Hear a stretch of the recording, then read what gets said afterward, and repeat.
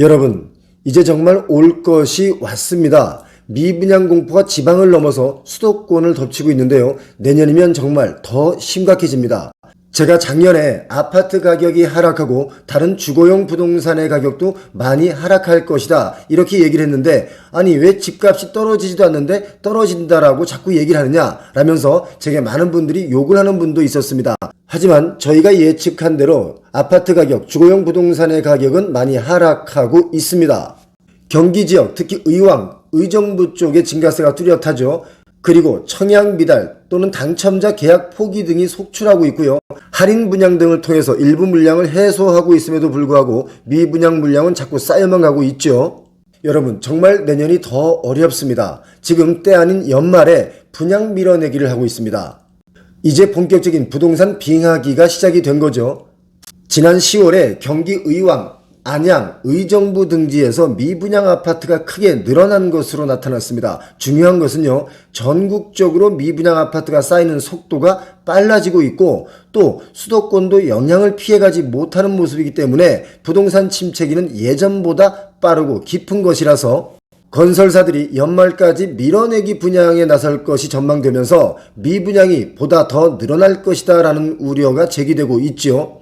올해 9월에 경기도 안성과 양주에 이어서 미분양 관리 지역이 경기권 전반으로 확대될 수 있다, 이런 관측이 나오고 있습니다. 경기도는 지금 부동산 비상입니다.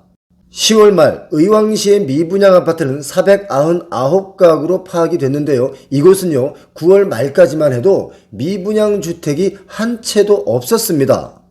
그리고 최근 분양단지가 없었던 의정부에서도 미분양 아파트가 59가구에서 118가구로 한 달 새 2배가 늘었죠.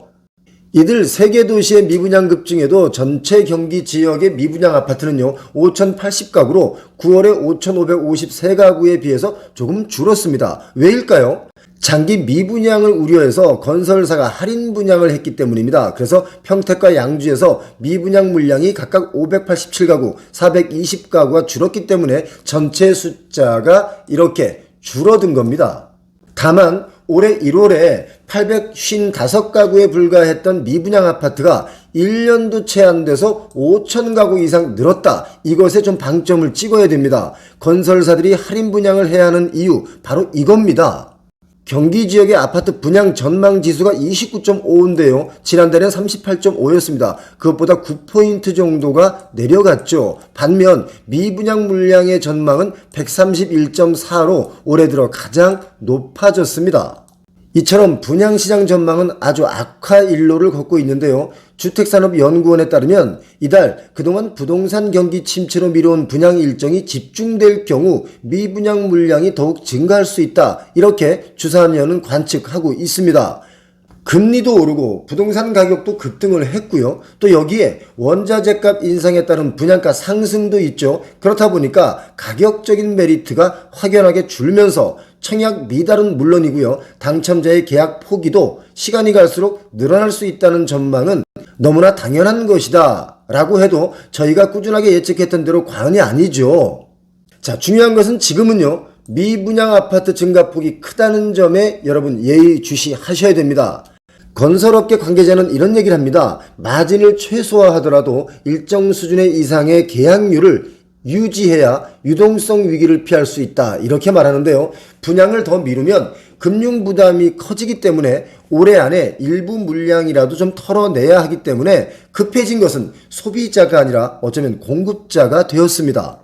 가뜩이나 어려워지고 있는 부동산 금융시장에 레고랜드가 불을 지폈죠. 레고랜드 사태 이후에 부동산 쪽의 금융이 완전히 얼어붙으면서 자금 조달 상황이 급격히 악화됐습니다. 그렇기 때문에 자금 확보에 어려움을 겪고 있고요.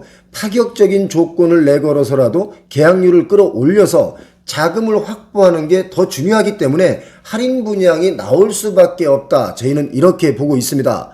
그래서 요즘 참 희한한 일이 벌어지고 있죠. 아파트 분양 시장이 비수기라고 할 수 있는 연말에 때 아닌 물량이 쏟아지고 있습니다. 올해 11월과 12월에 전국에서 분양 예정인 가구가요, 일방 분양물이 총 86,158가구입니다. 많죠? 임대를 제외한 거예요. 가파른 금리 인상으로 이른바 로또판이다 이렇게 불리던 분양시장이 위축됐습니다. 그렇기 때문에 건설사들이 앞다퉈서 물량 공세에 나서면서 이달 분양 물량이 지난해에 대비해서 50% 가까이 늘은 수치죠.